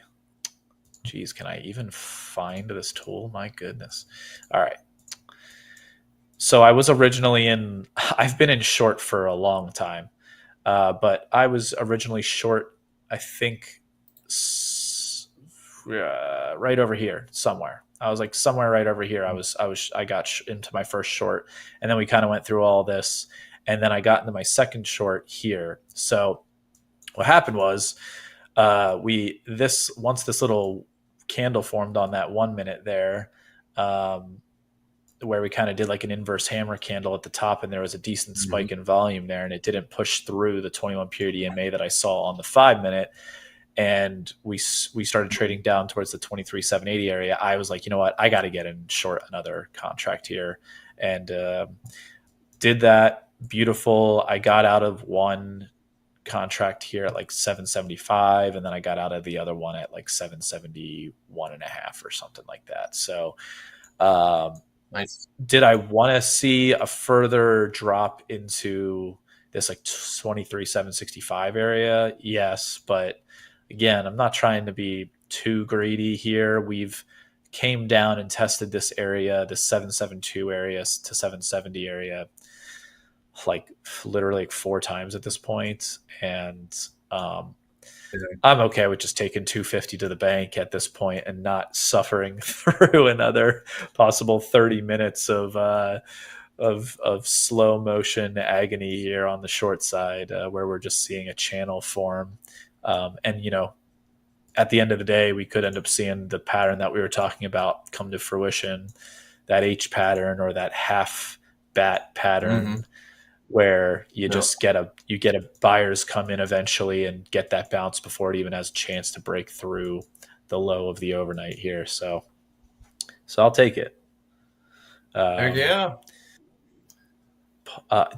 So real quickly in the chat, I do not want to butcher your name, man, because it's an awesome name and I want to be able to pronounce it. So I'm just going to call you, I know I'm even going to butcher your last name, but I'm just going to call you Drago because I think that that's a cool nickname to have. But yeah, it is. Drago says he's been following us for a while, following us since Burkina Faso. Oh, that's awesome. Very cool. Nice. Thank you, man. And it's 2 a.m. by him. Yep, that totally makes sense over there in Africa. And then Catherine Gratz, appreciate that. Thank you. And Edgar, I do not believe we have a giveaway today. Unfortunately, we do not have a giveaway at the moment. We will definitely let you guys know if we do have a giveaway coming, but we do not have one at the moment.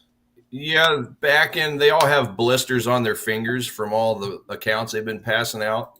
So they're just basically soaking their fingers in pickle juice, right, to toughen them up. To where we can maybe potentially jump into that again some more in the future. That's a joke.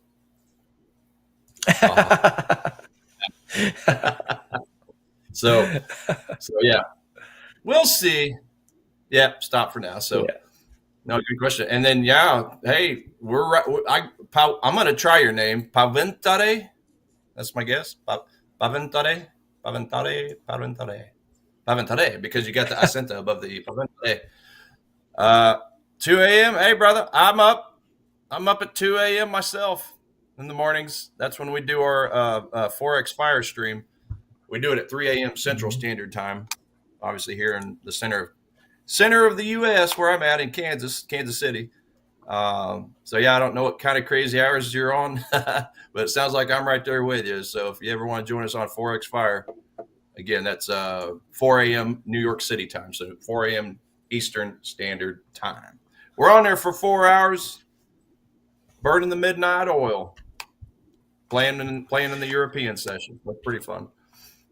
It's a good session. It's good Good session. Definitely should check it out if anybody is up at that hour, depending on where you are in the world, of course. I mean, it'll be easier for some than others, but definitely should check it out for sure. Yeah. I Yeah. wish And I today was we able had, to.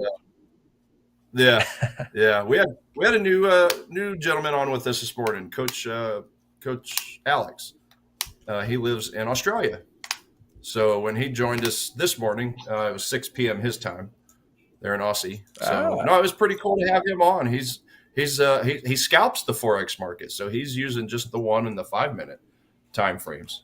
He just kind of goes back Love and that. forth to match up his moving averages. He does use actually it'd be good for anybody just to check out. Yeah, just go to this morning's Forex Fire session if you ever have a chance to go play it back. Yeah, just go into about the let me see, that would be around within the first hour, but he'll start talking and he kind of goes through. He uses like some Bollinger Bands and moving averages, VWAP. He uses VWAP for the opening session, for the opening of the Asian session and the opening of the European session.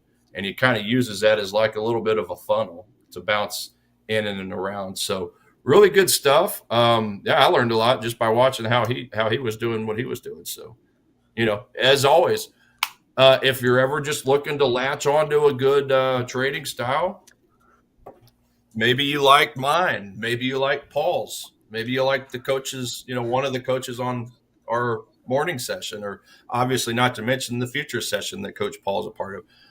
Go watch everybody and how they trade, because everybody has their own comfort level, their own time frame, their own risk management thoughts or risk tolerance.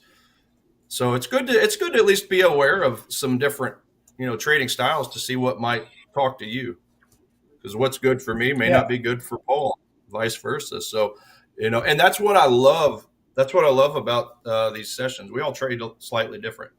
So it's not like we're carbon copies of each other, right?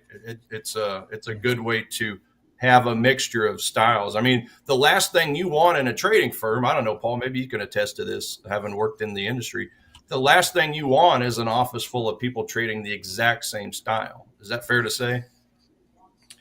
I mean, there can definitely be something said for like diversity in like your trader, your like trader portfolio of sorts on a floor. Undoubtedly, you want different ideas coming in from your traders to be able to extract as much money from different areas as possible. I mean, you definitely want different viewpoints. You don't want just a bunch of tunnel vision where everybody has the same thought and then you just make a decision and it's wrong and nobody can learn from anything because you all had the same thought. It's definitely more like everybody has a different perspective. You brought this into this, you brought this into this. We then agree or disagree on this trade because of this, and then we look at the outcome and try to figure out what was more like pertinent to the trade. But I agree, or to the scenario that was present in the market at the time. So, but I agree, you don't want a bunch of traders that just like, it's like literally just everybody's doing the same thing. You gotta have the diversity. It's kind of just like in a work culture in general. Diversity matters a lot more than you'd think. So yeah, no, exactly. Now we're obviously all going to tell you the exact same thing when it comes to using stop losses.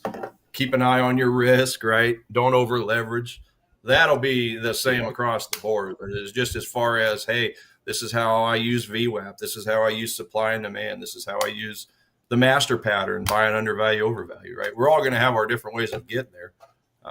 Paul obviously has his 9, his 21, moving average, his point of control. So all those are unique to the person. So, it's just a good idea to watch all the shows, even if it's just a playback, just to kind of see how everybody trades and then just figure out what speaks to you, which trading style, might work for you. So, by the way, Coach Paul, we do have Pawentaode. Ooh. Catherine spelled it out for us. Thanks, Catherine. Pawentaode. Pawentaode. I hope I said that right. I hope. So, yeah. That sounds pretty good to me.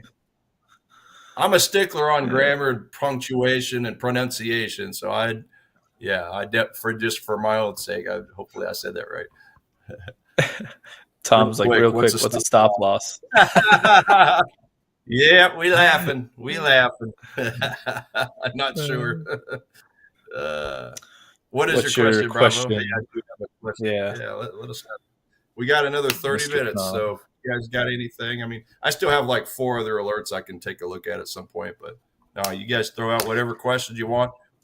If there's any other alert pairs or anything you want us to look at on the chart or anything of that nature, you got us. You got us for another half hour. So it's all this shows for you guys and gals. Oh, Yeah, that's going for to be for sure. you, Paul. That coach from that asked the question from Okay. Bravo. Can ES be traded during Asian session? I just got done doing a monster set of backtesting on NYM, but I was looking at ES during Asian session. I mean, if you're asking me, yes, it can be. Last week I had a trade with Coach Tiger here on the ES, and it was mightily successful. But it just depends. It depends on the overnight session. Let's put it that way. There are some nights where there's a bunch of liquidity comes in for whatever reason, and then there's other nights where it's all zapped out and you've got a lot of just muted trading action. So I think there's definitely the ability to trade the ES, NQ, and the Dow. And I wouldn't have said the Dow until last week. I also made a really nice trade on the Dow. For whatever Nice. reason, a bunch of volume came in the overnight during our session on the Dow last week. It was like early last week. And because of that volume, that heavier volume that came in, an opportunity presented Mhm. itself, was able to get in on it, and it was a great trade. So I think it's just dependent on the specific overnight session and how much volume, like how many market participants are really deciding to come in during that Asian session. Specifically, because it can be terrible to trade one night, but great to trade another. And it's kind of funny to mention that I traded the Dow, because the Dow, when you look at like here, let's do it. For example, here, the 1 minute chart. Look how terrible this looks. Like there are just gaps in the 1 minute bars everywhere. Like, and I'm saying that I'm showing you the Dow because the ES is better than the Dow in terms of like general volume trading overnight. So if the Dow is able to be traded in the overnight by me, the ES is definitely able to be traded in the overnight, and we can bring up the ES here Yeah. and like see, look at that. Look, the difference is hilarious in volume and the bars, how the bars look and everything. So oh my goodness. Yeah, he's like, oh my goodness, that is awful. So it's so funny. The YM literally is terrible, but that night when I traded the YM, um, it didn't look like that. It looked like the ES chart did now, because for whatever reason there was just a lot more volume that night on the Dow. The Dow traders couldn't sleep, and they decided to start trading. So yeah. Yeah. Assets are the best. I'm just asking DeepSeek a question. Yeah. Oh yeah, and something else to note. The NASDAQ, isn't this funny how the markets will taunt you, generally speaking, at times. So the NASDAQ did end up curling down one more little bit. I got out at like the 23,772 area, and then it bounced a little bit, and then it curled down this last bit and did this little sharp dive before bouncing. It literally went straight to where my original profit target was of 23,765, but immediately bounced up off of that. So we're going to see right now if it wants to respect that kind of trend line I've drawn out here, which is roughly in sync with the NQ 21 period EMA on the 5 minute chart. That's been respected literally for the last hour and a half. So Yeah. kind of looks like it wants to respect it. So we will see, though. I'm happy with that Okay. trade. I'm very happy with being able to take advantage of the Nasdaq when I can. Nasdaq is the hardest for me to trade. I'm best at trading the ES and then the Dow and then the Nasdaq for some reason. Like the Nasdaq just gets me, just whips me more. And I'm getting used to it now for sure. But that's a nice win. That feels like a bigger win than $250. Let's put it that way. Yeah. Yeah. There you go. Yeah. That's like, that'd be the equivalence of like in bowling. Like obviously I usually used to average around 215, but if I throw a 190 game at a national tournament with as hard of an oil pattern as they usually have, it feels about like a 250 sometimes. It's Just so true. kind of comparing your what you call your worst asset, right, with your best, and it'd be the same in oil patterns. So give me a Dude, couple some of 190s, those. a 200 to 205 nationals, and I'm already doing better than 90% of the people there. Yeah. Not that anybody wants to hear us talk about bowling, but real quick, I mean, some of those sports patterns are just atrocious for like when I used to have to, when I bowled in like tournaments when I was younger. There were Yeah, just some that I had a really tough time on. Like I couldn't average better than like 175 on some of those patterns. I just didn't have enough experience with them. And that's the key. That's how you bring it back to trading, right? Like I'm gaining yeah, experience with the NQ, yeah, and I'm gonna have a worse average, earlier on in the NQ. But the more I trade around yeah, in it, I'll get used to it. And look at that, look at that. yeah. NQ But is trying to break out of its range or out of its trend. Sorry. Shoot. yeah, I mean, just us trading this Asian session in general. Yeah, Just more practice, the better. The more practice, the better. that is the truth. Take a quick look at these 100%. other assets over here real quick. Yeah, I'm taking a gander at gold right now. Join Kind the of double club. bottomed. Yeah, yeah. We double bottomed. I don't know if I'd call it a double bottom because at 8 p.m. we kind of had a dip and then a big rally. And by big rally, I mean $10 an ounce. I mean that's pretty big in a 20-minute time zone there. But after we dipped down and then rallied $10, we kind of did a double bottom of sorts at the 33.74 area. Mm-hmm. Wondering if there's a long percolating in the charts right now. That's kind of what I'm feeling like. A long is starting to develop to try and get back up to that 33.82, 33.83 area, maybe, as the NASDAQ starts trying to rip to the upside here. Yeah, I ended up buying that third candle up, like the equivalence of your 20 hour mark there. That third bullish candle up was where I jumped in off of that demand. I'm just Yeah. wondering if Silver are going to run off and leave me. See you tomorrow, I Thomas. mean, Thanks for stopping by and saying hi and chatting for a little bit. We appreciate it. Have a good night or have a good day, and we'll see you tomorrow for sure. heck yeah. Netflix. There you go. There you go. There you go. Silver, as far as the XAG USD, I mean, it is trying to form a little bit of a top side hammer candle, like a really strong close to the top. It's a red candle, but it's closing near the top. How much time we got? No, 9:38. So I guess this candle still has a ways to go. Never mind. Well, still the 30-minute candle closed nicely, but I just didn't really see the volume. That was the only thing. That was the big difference between that same demand zone area getting hit by silver and gold. In gold, I got the volume. So far in silver, I just haven't gotten it. So,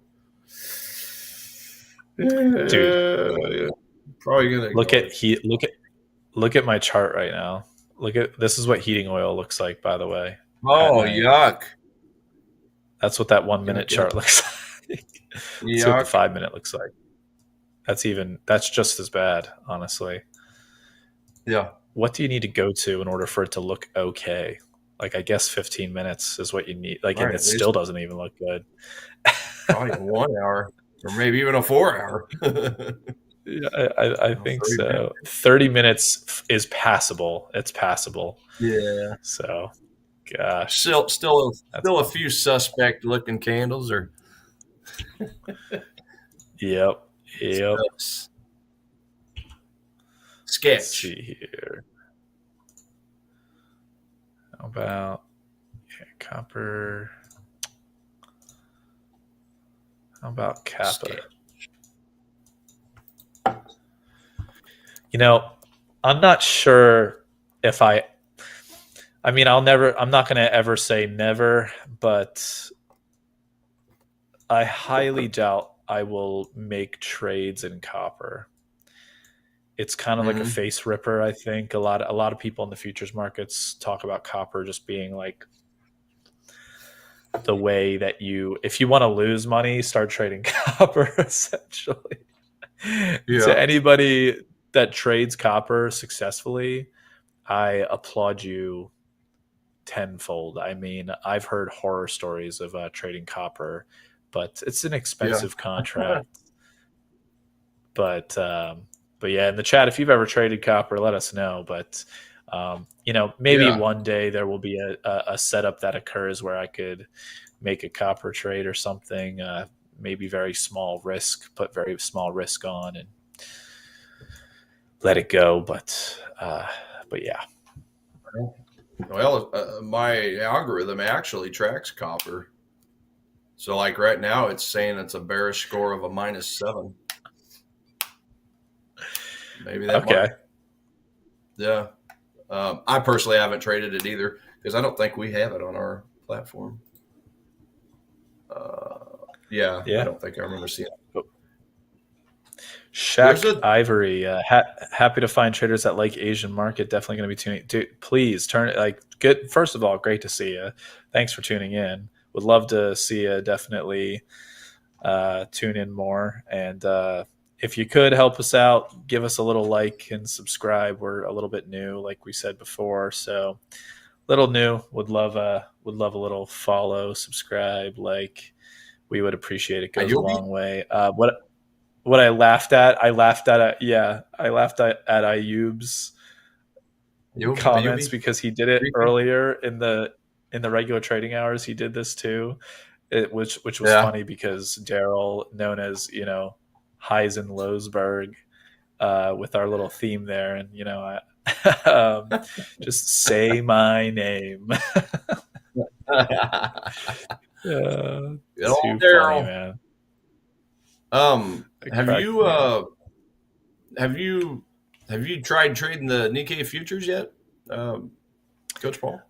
I have not, and you know what? I will be doing that at some point soon. I will do it, and I promise I will do it with you on stream here in a quiet market session for sure. It will happen. I'm very interested in it. I just have to figure out like my risk reward profile on this product because the spread isn't bad, which is good. So the good thing is the spread isn't bad, but I do have to understand my risk reward profile on this product a little bit more, and I will be trading it. So thanks for bringing that back up and reminding me, to be quite honest, because I kind of forgot about the Nikkei tonight. I looked at it during the regular trading hours, funny enough, and I didn't even look at it at all tonight. So you have anything on it? Well, just the Nikkei itself as far as being a bullish asset on my list, but I just typed into DeepSeek just to see what its answer was. Hey, during the Asian trading session, what are the best assets? What are the best futures assets for you? what are the best futures assets to trade? And it brought up Nikkei number one. Said, high liquidity, obviously, during Tokyo hours, reacts to BOJ policy, dollar Japanese moves, of course, Japanese economic data. But it also says it often gaps at open due to overnight news. So, yeah, that one was listed number one. Australia's futures index, number two. The Hang Seng, that's another one I keep an eye on. The Hang Seng is showing number three. Nifty 50 out of India. Yeah. And then 5 shows the Chinese A50 offshore China, it says. But that's just what it said. Less active, but still tradable. Topics futures out of Japan. Kospi 200 out of South Korea. And then Taiwan futures. TAIEX. But that said less active. But I just thought I would see what DeepSeek's answer was. But that's what it showed. I like that. I mean, it's funny, because the Nikkei, yes, it does have some good volume in the first hour of roughly in the first hour of our show. It had some good volume, but it's starting to die off now. The second hour from 10:15 to 11, it's kind of the volume's starting to trickle off. And I guess when you think about it, off of the Tokyo Open and everything, I mean, just like the S&P 500 or the NASDAQ, the further you go on into the session, volume starts to evaporate a little bit more compared to the first hour or two of trading. So it makes sense. Yeah, and then for currencies, because that was the first question I led off with, obviously it says number one, the JPY pairs, so the yen crosses Aussie dollar and New Zealand dollar pairs, because they're commodity currencies. Singapore dollar came in at number three. So USD SGD, which is not something I trade, but might be good just to keep an eye on it, just to see how it reacts, maybe learn another currency.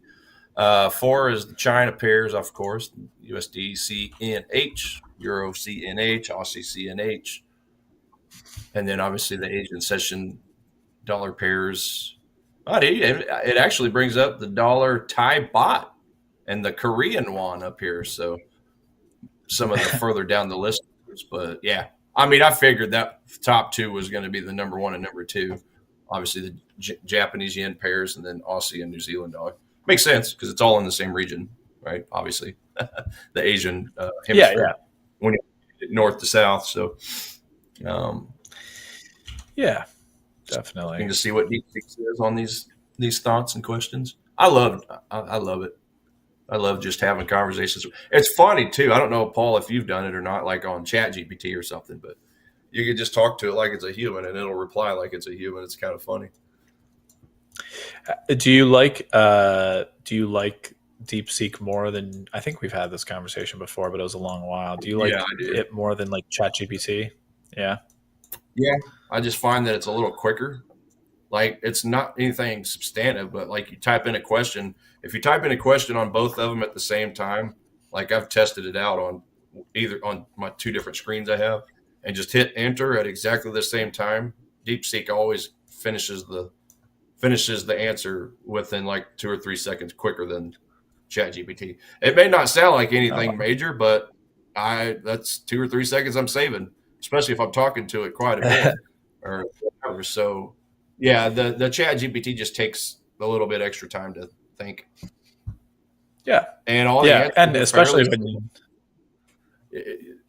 and you're on a live trading show, so those extra 2 or 3 seconds you're talking about actually do matter when we're live streaming too. So I haven't. Yeah. Well, that's the thing. I haven't used it on the live streams, but just in my own research when I'm talking to it, asking it specific questions. Hey, how does this report affect that? Hey, let's talk about Japanese intervention, things like that, and how they manipulate their currency. I got into a deep conversation with it about that a couple weeks, actually last week, I think it was. But yeah, just kind of comparing and contrasting what both apps or what both websites answers are. And they're very similar answers, but yeah, DeepSeek's just so much quicker. Sorry, US. Right. I love you, but China's got this one up on you at the moment as far as speed goes. So hopefully they don't kick me out of the country for that. Thankfully, we live in the democracy where I can say that, not get kicked out of the country. Right? Exactly. Exactly. Yeah. I would But yeah, it expect, is I good wonder if like companion to have. DeepSeek has any sort of biases based on like your questions based on like the country of origin that you're talking Mhm. about. If you're like asking it about China or US or I don't even know, like Japan or UK or Yeah, whatever. great question. I haven't Yeah. really done a ton of digging into it on that. I mean, I have went into some politics, a little bit of religion, and then obviously questions about its own currency and things like that. And it sounds pretty neutral to me. I mean, it really does. It kind of also Yeah. gauges how you approach it. Like if you approach it like, well, I hate this person or I like that person, like whatever. I hate President Trump. I love President Trump.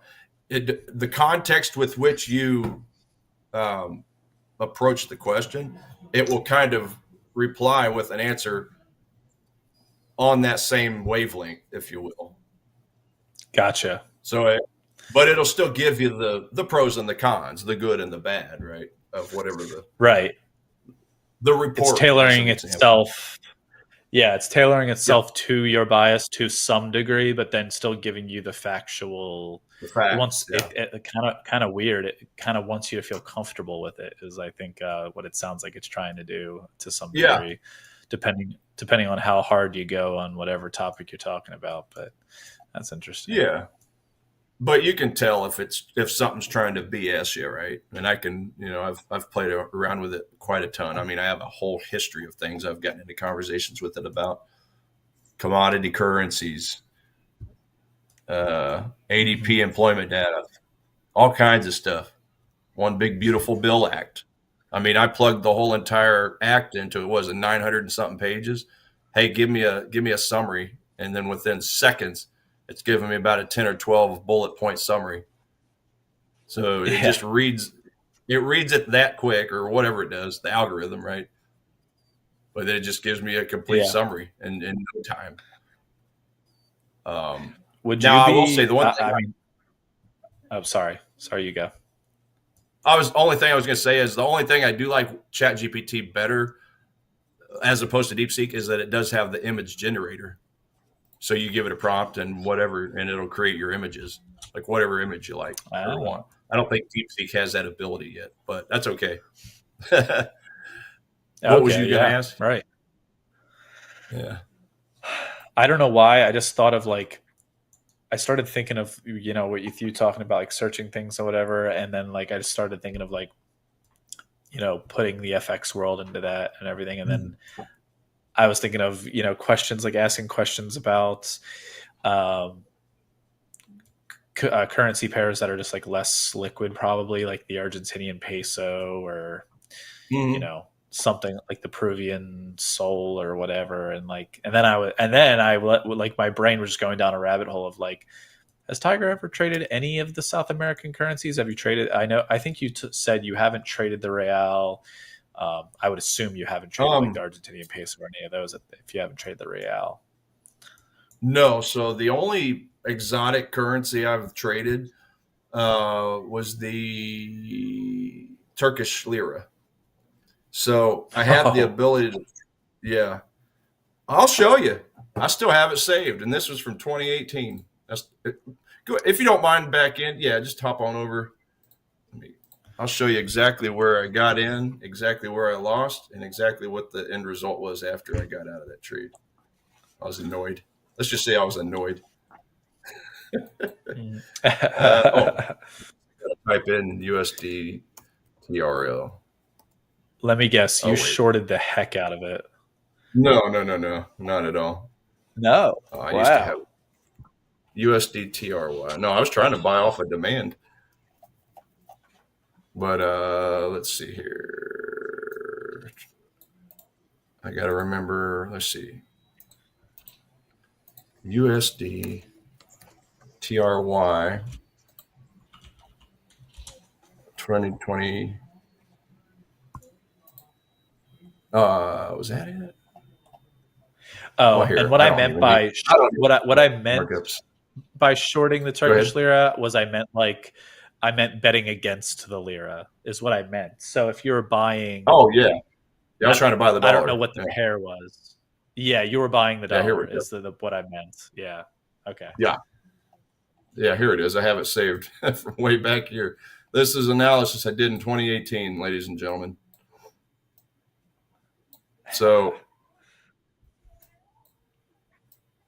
I was trying to buy this demand right here. A little bit of a 50% retracement, which back then I didn't even know what fibs were. So this is earlier on in my training career, guys and gals. At this point, I had only been in trading for 4 years, but it was my first time venturing out. You have a few winning trades. You're like, I can go trade anything. So I ventured out, and let me see here. Was that 2018? Yeah, July 2018. Maybe I looked at that on a smaller time frame. Something happened. Let me see. Let's go to a 4 hour real quick. Yeah. Either way, I missed. Hell, I guess I don't really remember. No, it was back here. 2018. Let's go back. Let's go back. Let's go back. Let's go back. 2018. Oh, I didn't go that far back. Anyway, yeah, that looked like it. So basically, I had. That's what it was. I think I was trying to buy demand one of these areas. Maybe it was down on this area. Yeah, that's what it was. I think what happened was there was a demand zone on a 1 hour time frame, a little higher up on this green candle. I think that's what it was. Just like somewhere in this area. Or no, it was actually part of the daily itself. So basically, I had a demand zone that looked kind of like something like this. Just imagine a 1 hour candle. Right. So it had a 1 hour candle and it popped through. And at the time I still remember, I lost $78 on this trade. It was a big deal because I had a $2,000 account. So I'm like, that was horrible at that time. $78 out of a $2,000 account. But I was right. I just mistimed it because, as you can see, it actually came down and tapped the daily zone itself. And then from there, what did it do? It just took the what off. I mean, it moved. Had it not hit my stop loss, I mean, obviously I would have gotten out along the way. But even if I went to this retracement here, I mean, that's 9.7% return, or I should say, 9.7% move. Yeah, right. Wouldn't have caught this top at all, but it basically moved 50% after that. Right. Yeah. 50% after. And I just barely missed it. Just barely missed it. I was like, dang it. Yeah, this was definitely a little lower. Because I remember I was only tapped out by like a few pips, is what it was. Yeah. Few pips. And then it just said, and in other words, I had too tight of a stop loss. So that was my one and only time trying to trade at something exotic. That's cool though. I mean, I do love that you got into a trade like that. I mean, and it's okay that, I mean, obviously, it's okay that you got stopped out, but like that you had the right analysis. It's just, you were like a little bit more raw in the stop loss, understanding like, what kind of stop loss you needed for this product because you never traded it before. Not giving it the wiggle room. Exactly. Yeah. Yeah. And which is understandable because I've done the same thing with like new products that I've traded where it's exactly what I just said with the NKD futures, where I was saying I need to understand the risk reward profile a little bit more before I start trading it. Same situation. Like I need to understand what kind of volatile movements the product has to what like my stop loss, I should expect a realistic stop loss to be like and whatever. But it's so funny because like the Turkish lira, I don't see how it could ever start gaining against the USD in terms of like a long-term view. It's easy to say that now after you've seen the amount of inflation that the Turkish lira has gone through, but it's crazy to think you got long so long ago, like 7 years ago. And then I still had what my it's- original demand zone rectangle there. But yeah, essentially it was the top of this daily, the proximal line, and then like the top of this candle. Again, you on a 1 hour time frame, that was a 1 hour demand zone, but you can see how tiny it wicked me out, right? So right. that was just funny. I mean, at the end of the day, I was still wrong just because I mistimed it, but I was right with the direction. So that was pretty cool. Yeah. I felt pretty good about Good that, even analysis. though I had just, almost 5% of my account on one trade. Dude, it's funny. I'll try to tell a story really quick in the next 20 seconds because we're about to be done. Sure. Back in 2017, when I traded crude oil in the overnight markets one time, I showed my wife like the charts, and I'm like, I'm telling you, like, this is the kind of analysis I'm doing, X, Y, Z, whatever. I'm telling you right now, in like the next 3 minutes or so, I think like we are going to see crude oil spike up because of this, and that, or whatever. And literally a minute, not even 3 minutes, it was 1 minute. Crude oil spiked like 45 cents, and I felt like a genius. I didn't get into the trade though. Like, so I didn't win anything from it, but that is so funny how like moral victory, yeah, like exact. And it's the same way with your lira. Like it's a moral victory. So still you had the right analysis. So let's wrap it up here. It was a fun session. Good trade on the NASDAQ for me. You got your silver trade on. We had some good stuff going on. Good discussion as well. A lot of participation in the chat. Thank you guys for being here and participating. And join us tomorrow night as well. And if you can, check out the stream tomorrow morning with Coach Tiger and the guys doing Forex stuff, and then as well as the futures guys at 9:20 a.m. Eastern time. So thank you, and we'll see you tomorrow. See you, Coach Tiger. Have a good apology. Thanks, chat. Thanks, back in. Talk to you tomorrow. See ya. All right, later. Hola Prime, trade with transparency.